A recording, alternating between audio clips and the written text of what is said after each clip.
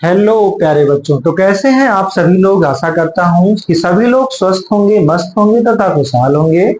प्यारे बच्चों, आज मैं जिस टॉपिक पर क्वेश्चन सॉल्व करा रहा था उसके बारे में कुछ और जानकारी हम आपको देने जा रहे हैं। मैंने पहले ही क्वेश्चन सॉल्व कर दिया, उसके फार्मूले लिख दिए। अब उसकी थ्योरी के बारे में हम आपको बता रहे हैं। हो सकता है इस प्रकार से भी आपके एग्जाम में ये क्वेश्चंस पूछ लिए जाते हैं। तो सॉल्व करना आपको आ गया है। अब हम उनकी थ्योरी लिखी कैसे जाती है और इनका डायग्राम किस प्रकार बनाया जाता है इसके बारे में आपको बताएंगे। तो प्यारे बच्चों, शुरू करने से पहले सभी को गुड मॉर्निंग तथा गुड इवनिंग।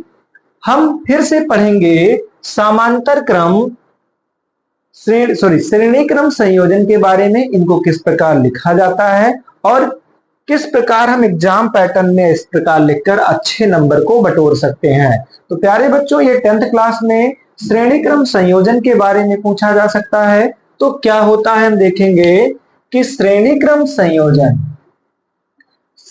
संयोजन जब विभिन्न प्रतिरोधों को श्रेणी क्रम में जोड़ा जाता है तब सब प्रतिरोध में से एक समान विद्युत धारा प्रवाहित होती है। जैसे यहाँ एक श्रेणी क्रम में सभी प्रतिरोध को जोड़ा गया है, R1, R2 और R3।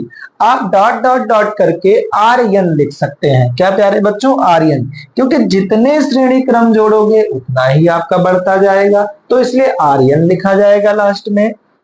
श्रेणी क्रम में सभी प्रतिरोधों में क्या होता है, श्रेणी क्रम के सभी प्रतिरोधों में एक समान धारा प्रवाहित होती है।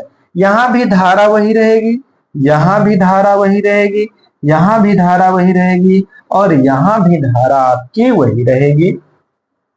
विभवांतर आपस में बट जाता है। जितना विभवांतर लगेगा, यानी इस रेजिस्टेंस के बीच जो विभवांतर V1 आएगा वो अलग होगा, इसके बीच अलग होगा, इसके बीच अलग होगा, क्योंकि हर एक रेजिस्टेंस की जो वैल्यू होती है, जो प्रतिरोध का वैल्यू होता है, वो सबका अलग अलग होगा।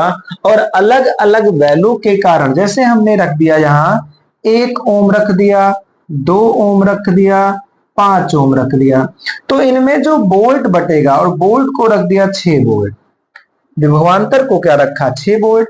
तो अगर हम इनका संयोजन करके निकालेंगे तो इस प्रतिरोध में अलग विभवांतर निकलेगा, इसमें अलग निकलेगा और इसमें अलग निकलेगा। इस प्रकार के क्वेश्चंस मैं करा चुका हूं। जो बच्चे नहीं देखे हैं वो पीछे जाकर इस क्वेश्चंस को देख सकते हैं और किस प्रकार विभवांतर को फाइंड किया जाता है, धारा को फाइंड किया जाता है, तथा प्यारे बच्चों प्रतिरोध को किस प्रकार निकाला जाता है, ये सारी चीजें आपको बता दी गई हैं। उसके बाद है प्यारे बच्चों, ये आपका क्या है, एक प्रतिरोध है। क्या है ये, इसमें कई सारे प्रतिरोध लगाए गए हैं। इस चित्र में, इस डायग्राम में आपको कई प्रतिरोध देखने को मिल रहे हैं, R1, R2, R3। तो ये क्या है समझ लो, एक प्रकार का परिपथ है प्यारे बच्चों। क्या है, एक प्रकार का परिपथ है और परिपथ भी आपके एग्जाम में पूछा जाता है। तो परिपथ में हमने 3 प्रतिरोध लगाए हैं, एक बैटरी लगाई है, एक की लगाया है, हर एक प्रतिरोध के साथ एक एक वोल्ट मीटर लगाया है और यहां पर आप एम्पियर लगा सकते हो जो आपके धारा को मापने का काम करता है। तो ये एक टाइप का क्या है प्यारे बच्चों, प्रतिरोध है। क्या है, प्रतिरोध है। ये प्रतिरोध हो गया। और जो फिगर है ये आपका क्या है प्यारे बच्चों, परिपथ। अब ये भी प्रतिरोध, ये भी प्रतिरोध, ये भी प्रतिरोध, और ये जो चित्र बना है इसका नाम लिख देंगे परिपथ। क्या प्यारे बच्चों, परिपथ। ठीक है। सब प्रतिरोधों में विद्युत धारा समान मात्रा में, यानी हर एक प्रतिरोध में हमने विद्युत धारा मान लिया 1 वोल्ट। तब क्या होगा, प्रतिरोध R1 के बीच विभवांतर, प्रतिरोध R2 के बीच विभवांतर, प्रतिरोध R3 के बीच विभवांतर कितना आएगा, तो सबका विभवांतर अलग अलग आएगा और तीनों को जोड़ने पर जो वैल्यू यहां दी जाएगी वही वैल्यू क्या हो जाएगी, आपके बराबर आनी चाहिए, तभी ये आपका क्वेश्चन सही होगा, वरना ये क्वेश्चंस क्या होंगे प्यारे बच्चों, गलत हो जाएंगे।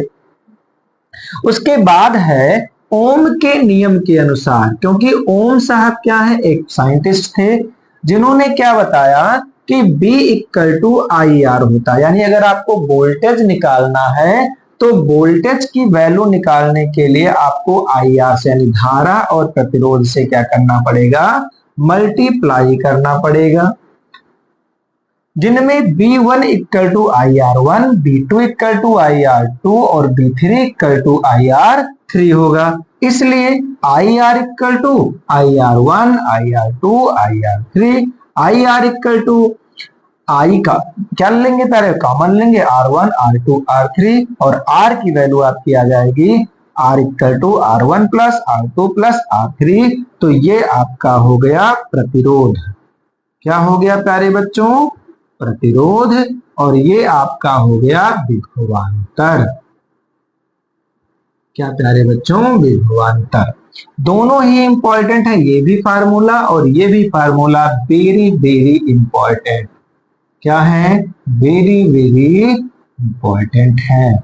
उसके बाद है, अब इनका समायोजन क्या लिखेंगे, अतः कुल प्रतिरोध बराबर श्रेणी क्रम में जुड़े प्रतिरोधों का योग।